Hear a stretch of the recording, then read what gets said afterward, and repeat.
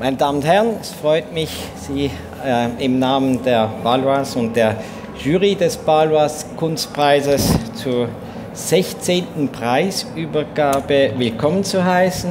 Der Laureatus sitzt neben mir, John Cook, der gestern von der international besetzten Jury erkoren wurde.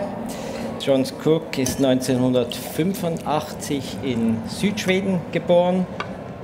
Ich vermute, er versteht gut Deutsch, also wir müssen aufpassen, weil er ja jahrelang jetzt in Frankfurt gelebt hat, an der Stellschule studiert hat.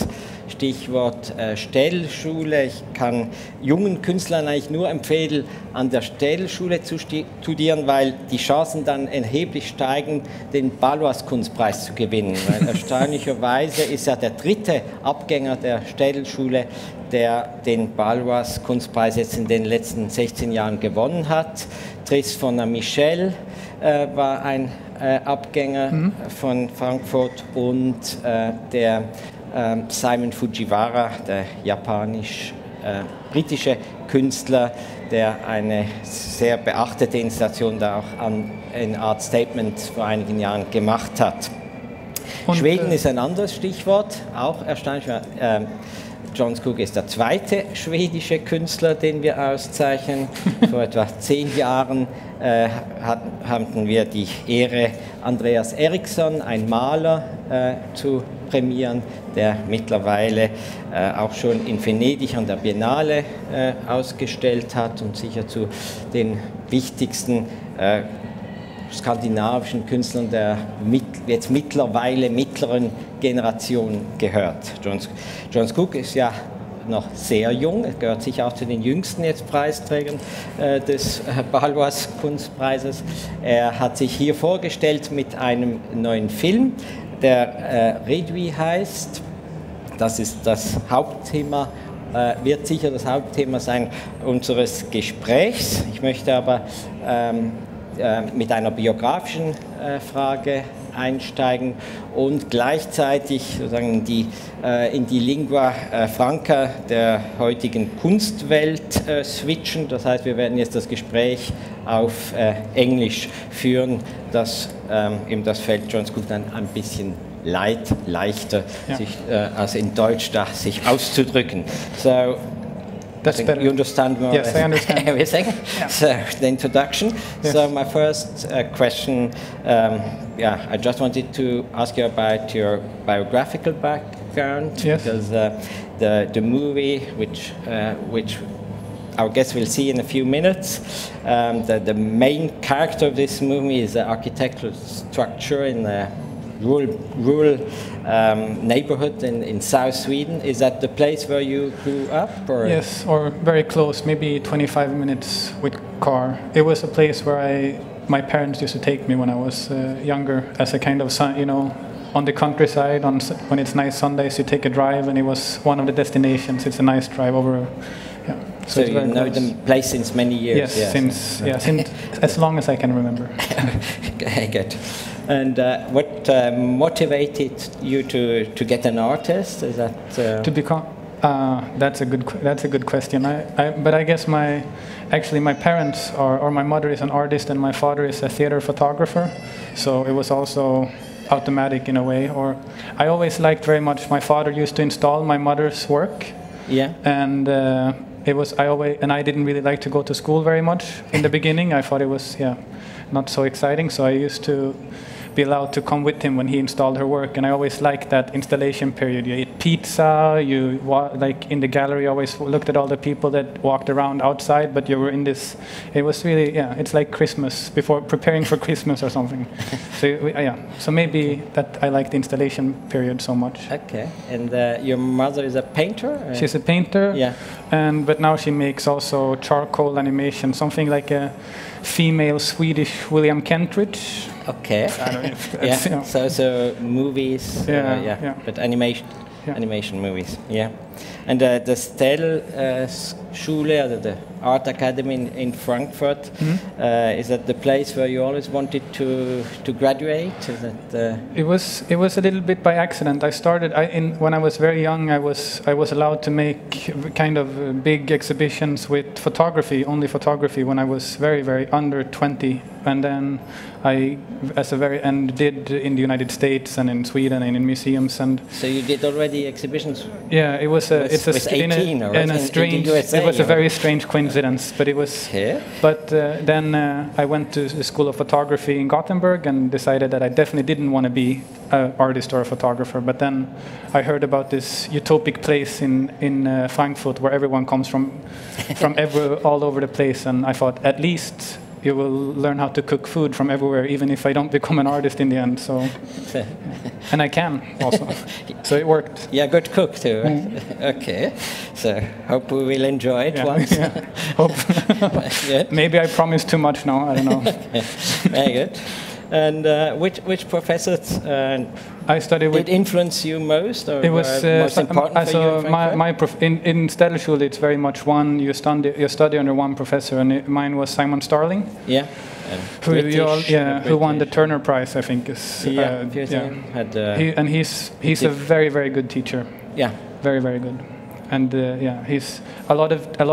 I mean, it's actually both Tris and Simon Fujiwara also studied with Simon, so it was even better of a. So we had the same professor, the same teacher, same professor, yeah. So, but he doesn't really. A lot of professors in art academies give the students a lot of opportunities, but he just tries to help you with the work instead of thinking too much about what to do afterwards. So you learn how to concentrate about work. And he's also a very, very good installer. He's a good. Yeah, he's an installation artist. Yes.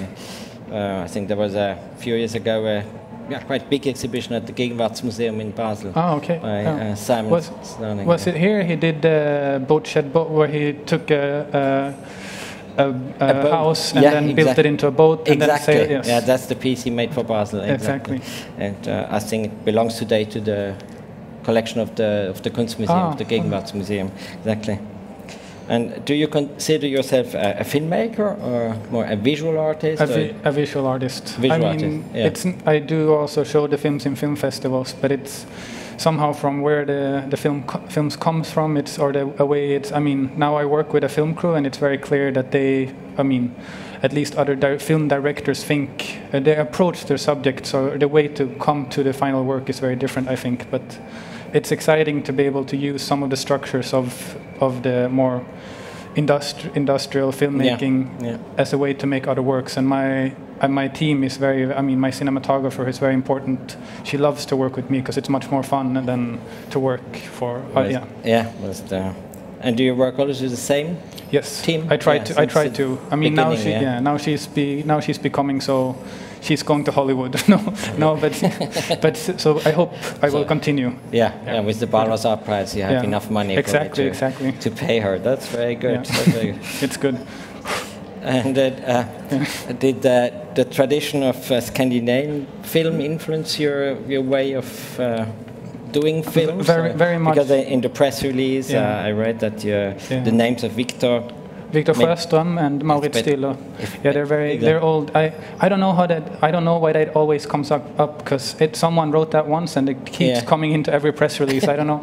It's not, they are very good, but it's not that they are some of the Swedish writers from that period, so the 20s and 30s, are more important for me. Than most people don't know these films. Is that 1920s or? It's silent films.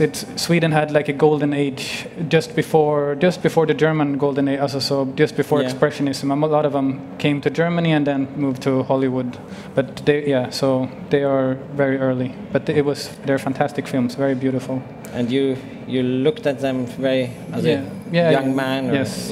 Was important for you. But even more than films, I think how I liked film was a little bit the same, like with installation. That I come from the countryside, and it was such a nice event to go into in the closest city is Helsingborg, and there was a really beautiful old cinema. Not so many are left these days, and I remember how it took me 3-4 times to understand that it was different films, because it was more the excitement of being in such a beautiful room where the light goes down. You know, the whole ritual of film going is really fantastic.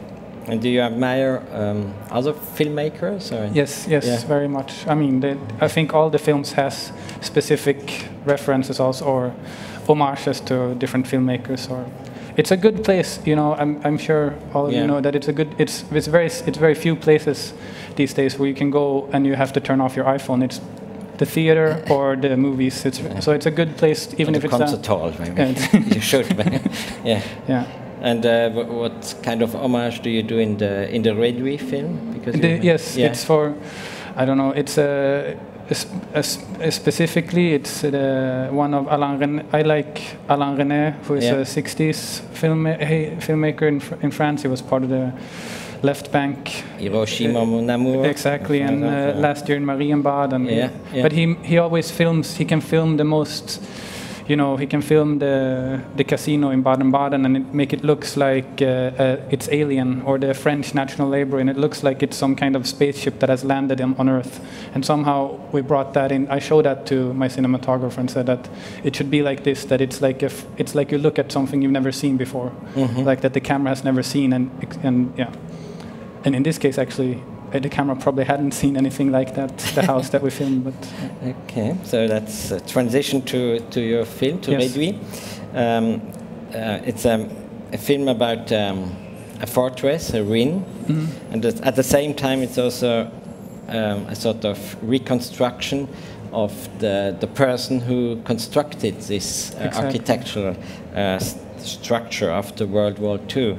So maybe you could tell us something about the context, background. A little bit, It is, you're really right, it's like a double portrait. But the story is that it was a man, a Swedish, he was not a farmer, he was a farm worker, so he worked in different farms, and he also had one other work, and that was as the horse carriage driver. He drove for the priest. He was born in the late 19th century, but then when the priest was a modern man, so he got a car, and then he was out of work. But then he was in the 40s. He suddenly got very afraid that Soviet would invade Sweden, so he started to rebuild, you know, the traditional small Swedish house into a fortress. But he did it in a very specific way. He didn't have any money, and he didn't really know how to build, but he just started and then kept going. And what's very special with it is that when you use cement or beton, concrete, you always have the metal grid that reinforces it, so it has something to hold on to when it dries. But he used any type of metal he could find, like old bike parts, or basically anything he could get from the farmers around. So it's a recycling. It's a strange, but in a way it's also a little bit like a museum, because that time was Sweden wasn't so hurt by the Second World War, so it was very ready to go into full production. And what happened was that a lot of the things with the fantastic state of Sweden during that time was that a lot of the old Sweden, which was a very poor country, or like a very not so developed country at all, it was far up. All of that got thrown away, and somehow it was just the time when he took things. So it's, in a strange way, it's like a museum of a Sweden that didn't, or a certain period exactly in your history, like old things that you don't really all these milk cans and old bikes and buckets and old farming tools. And that we discussed already before. The name you choose is Redouis. Comes from military and architectural language. Exactly. A name well known, very familiar to Swiss people. Yes. So maybe you. Yes, I can. Yeah, it's it's actually, I found it in an English dictionary, and then the translate, or like the explanation of it was that it's it's the last, in a castle, it's the last part where only the king and his last few men can take hiding in when the outer walls have fallen, and it's easier to protect when it's just that very, very small inner core. So I thought it was somehow fitting to the film in many ways. Yeah. And in a lot of different languages. Yes. It has a Swedish title which I like even more, which is Värn, which is really, because it's both a military term and a kind of more intimate, or like you can also, as a private person, you can also värna sig. So it's a verb to protect yourself, which is it's a very nice word. Yeah. The structure of the film is one continuous tracking shot. Yes. Is that? Yeah. It's very close to the. You can see all. It's almost like looking. It almost like it's scanning the walls of the house in a way, but it was really important that it. I don't know. I like it when films that how you experience them and their subject, that it's the same, that it's not different, and that voiceovers don't explain the film, but they're an integral part of the film rather.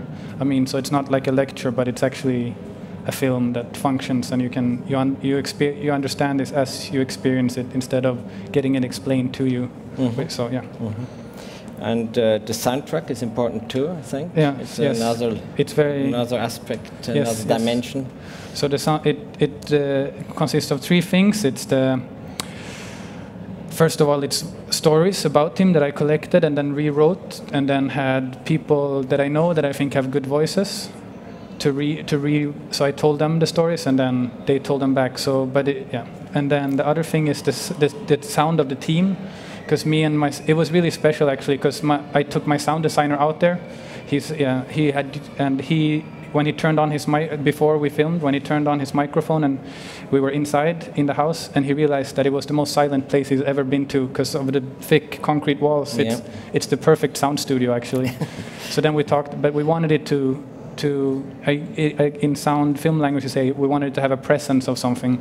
So, but then we talked about when you make this, because we filmed it with a dolly shot, mm-hmm. and then it's very nice because it's always this because it's very complicated to make them. It's always this concentrated silence where the cinematographer whispers something to her assistant, or I whisper something to. So we use that sound. So that sound is also there, so you can hear us filming it very little. You can hear the cracks you can hear the steps of the one that is pushing the dolly wagon and everything. And then the last part is just field recordings from the site also. Mm-hmm.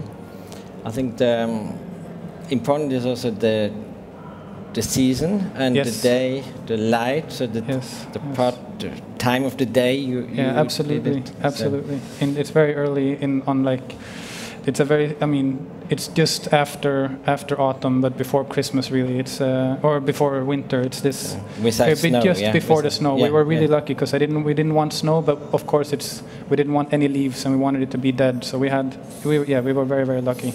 And it has that part of Sweden has a very specific light. The days are really short, and the sun really goes up, just barely comes over the horizon and then goes down again. Yeah. So you have this very low light the whole time. Yeah, it's an incredible light, especially at the end of the film when you film the landscape with the trees. It's like a Caspar David Friedrich painting in a way. Yeah.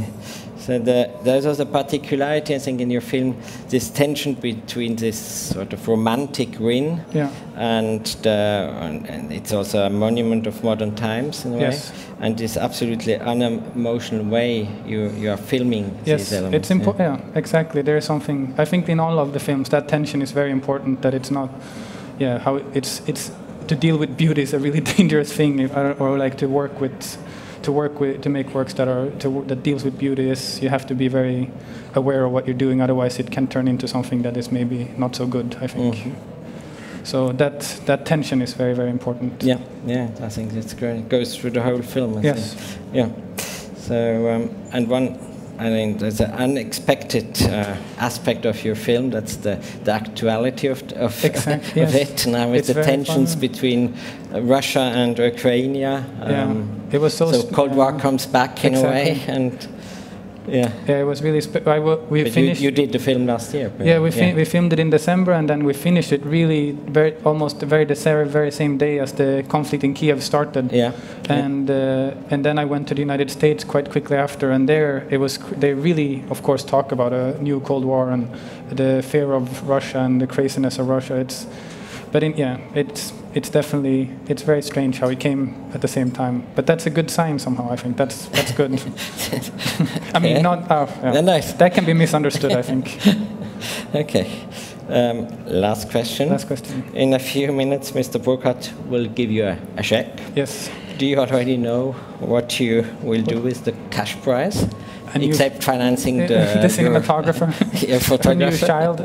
No, I mean it means a lot, of course. It's like it depends how cheap you live, but artists are good at living cheap. So I think it's at least 1, maybe 2 years of working with what you want instead of having to worry about other things. Or it's a new film. Yeah. So that's it. Wonderful. Thank you. Thank you. Thank you so much. Yeah. Thank you. Thank you very much. Thank everyone. Thank you. Thank you so much. Okay, John.